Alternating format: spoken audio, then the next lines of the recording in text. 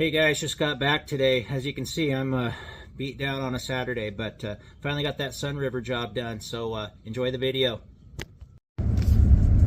Good morning guys, Seton HVAC here. It is Saturday, July 13th, 2024.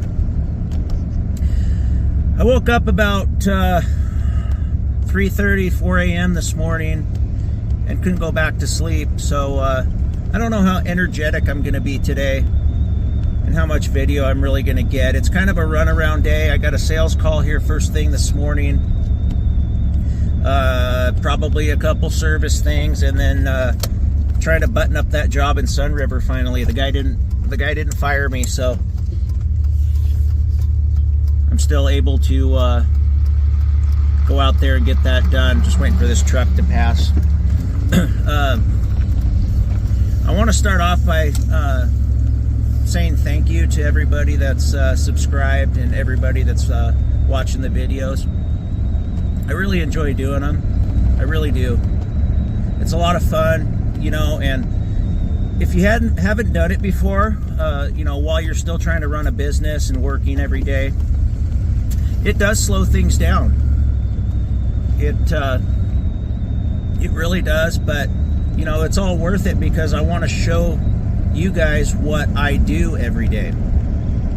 And if there's any newer guys that are watching, you know, I'm always open to teach, because if we don't train this next generation, you know, there's not going to be enough guys in the trade. There already is not. So that being said, I really appreciate people that watch this and understand what it takes, and I also appreciate the people that watch and are trying to learn, or just like the entertainment. You know, it's something they do for a living too, and they want to see what other guys are doing in the trade. So again, thank you very much.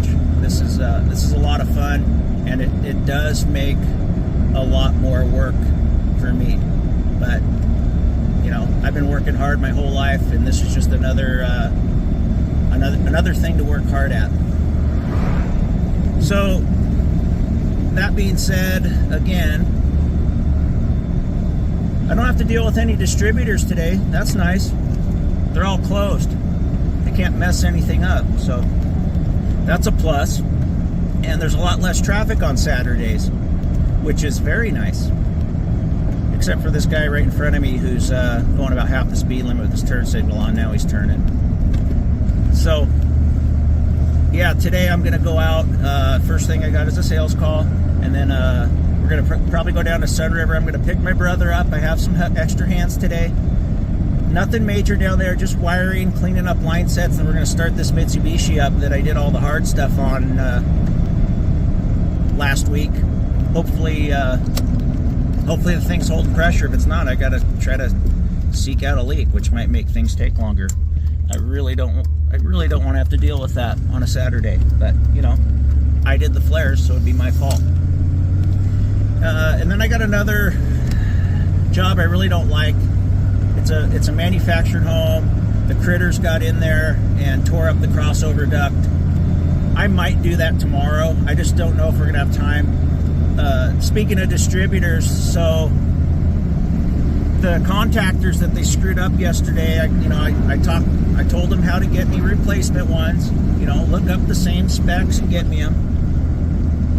Well, they dropped them off at that job I was at yesterday. They wouldn't drive them another 20 minutes to my house. I didn't know until, sorry, a state trooper. Didn't want to be talking on this thing. I got it pointed right in front of my face. So anyway, yeah. So they dropped them at the wrong house. Wrong house. Sorry, I got distracted. They dropped them at the wrong place instead of my house like they were supposed to. So I got to pick those up, and then I got to go up on the other side of the area and go put that contactor in. So we're gonna do that. And hopefully that's all I'm doing today, and maybe we'll do that crossover tomorrow, but we'll see how the day pans out. I'll try to get you some footage. Like I said, I've been up since 4 in the morning, so wish me luck today. I'll be back. All right, so we're here at we stopped at Lowe's instead of Home Depot. Got to grab some Seal Tight and some hose clamps for those drains for that job down in Sun River. And then that sales call that I went to this morning, he wants a 4-zone Mitsubishi, 36,000 BTUs. I'm gonna give him a bid for a hyperheat, and then for the standard, and then he can choose based on his budget which one he wants. So yeah, that's what we're doing. We're gonna go in here and get the stuff we need to finish up down in Sun River. We'll see you down there. Hey guys, so we're back here to finish up all of our insulating of the flare connections on these units, wire them up, drains, etc. Got all our goodies here. And then for my brazed joints there that I had for the ones that I had to braze, we got a bunch of pieces. And then I got my little pieces here for the condensate drains, and I got some hose clamps. But yeah, we're going to do that, and then the one over there in the garage that you saw from the last video. So let's get going. All right, we've been back here a little while. Disregard that high side one. It's only one hose for these, but we have 312.2 psi. It's been a week. We're good to go. Let's get the vacuum pump hooked up. It is hot out here.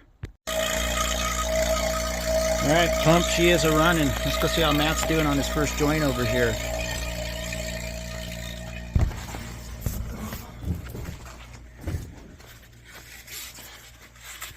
Looking good. Nice and sealed up, Matt. Time for me to go do some wiring. Okay, we're over here at this 2-ton PEAD unit. So if you notice here, you just do the S1, S2, and S3. I believe that other terminal there is for a controller that we're not using. And then I got to wire in my module for the MHK2 that's going on this. And then there's my knockout for the wire going in. So let's get her done. All right, guys, it's real tight here, but I'm going to try to show you this. So just like on the heat pump, S1, S2, S3, always black, white, red. And then our,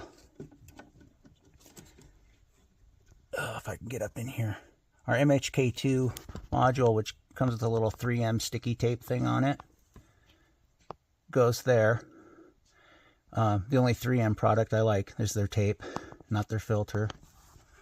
And then it plugs in up here on the plug labeled C105.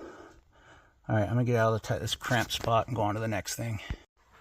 Okay, now we're over at the branch box here. My brother got those all insulated and wire tied and taped up, so we won't have any drippage. I'm gonna pull this cover off and wire this up. Hopefully those are labeled. So it's been a while since I wired one of these, so I caught it. He needs a separate 16.2 because we're just going to use this for the power. But he's got a bunch of the 14.4, so we're just going to string another one over so he's got comm and power. So crisis averted. All right, we got that communication cable pulled. Kind of runs across here along with the other one.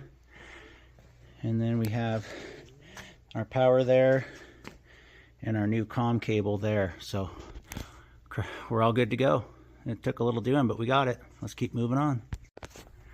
All right, so we got that new wire pulled and then we got everything in. So what we have is our power and our 3 communication cables here, grounded, eyelet connectors.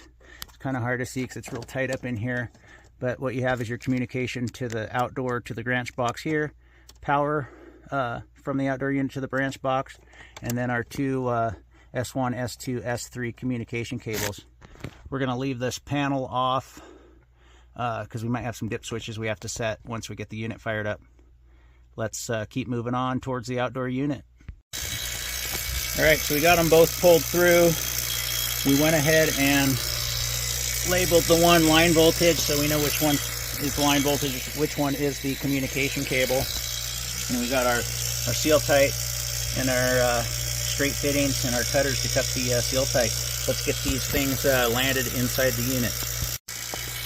All right, guys, we got the communication cable ran and landed, and our power, homeowner did that, but there's our power to the branch box and the communication cable to the branch box. That other set of terminals is for the central control. So we ran them through, tried to make it as pretty as we could. Just ran them both with 90 connectors up the side, and then wire tied it real nice along there. Strapped it to the bottom of the stand, of the mini split stand. Everything's sealed up inside of that terminal box there, so we're good to go. We're gonna go do the drains, and hopefully by that time our vac is done, and we'll try to start our startup. All right, my brother's going to grab some snips to cut off this wire tie that he missed. There is our drain connection up there. All we're going to do is pipe it down below the lid here into a bucket for the homeowner, because he's got to get it inside the wall before drywall, but we're just going to get it drained down into a bucket so it can drain during our startup. So let's get going on that. All right, just got this temped in just down into a bucket. The homeowner is going to go ahead and pipe it down into the wall and then tie it in back behind his vanity here. So we just have it temped into a bucket for now so we can do our startup. Let's go do the other one.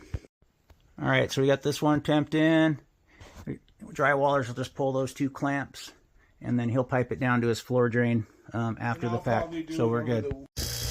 All right, guys, so they mean business with these when they factory charge them. I don't know if you can see that or not, but they're good up to 984 feet. So we're not going to be adding any refrigerant to this one. Come over here to my gauges. Let's see what my vacuum is. I know a lot of you guys don't like the vacuum gauges on these set of field piece gauges, but I mean, we'll pull down to 117. Let's go ahead and shut the pump off, and let's see what our decay test does. All right, valves are cracked. Was able to hold vacuum under 300 for a good while, so we're good on that. You can see we got our pressure in there.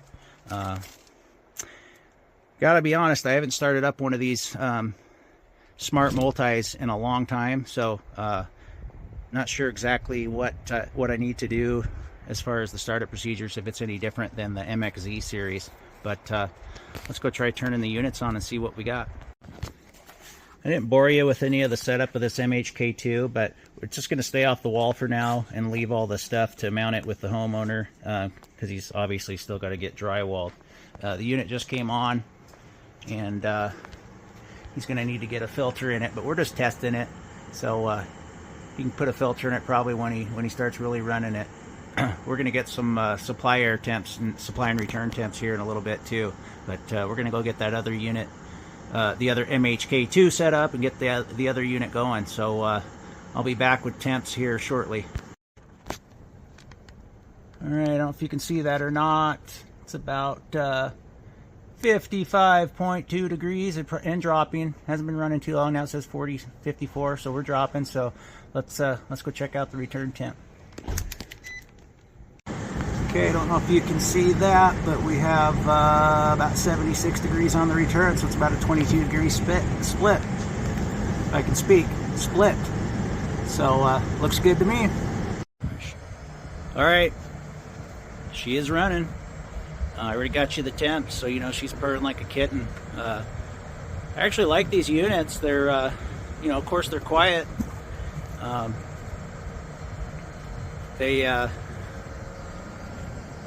Not what I'm used to. A smart multi hyperheat. Running. We're out of here. It's a wrap.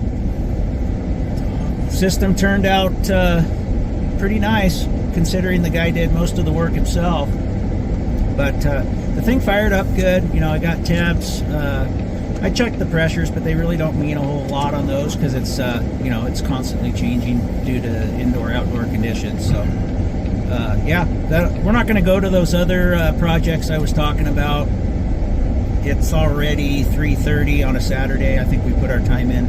So we're gonna relax for the rest of the day, and yeah, I guess the good thing is I'll have a video for you tomorrow, because I'll be working on another Sunday for you. So that's a wrap. I will talk to you next time.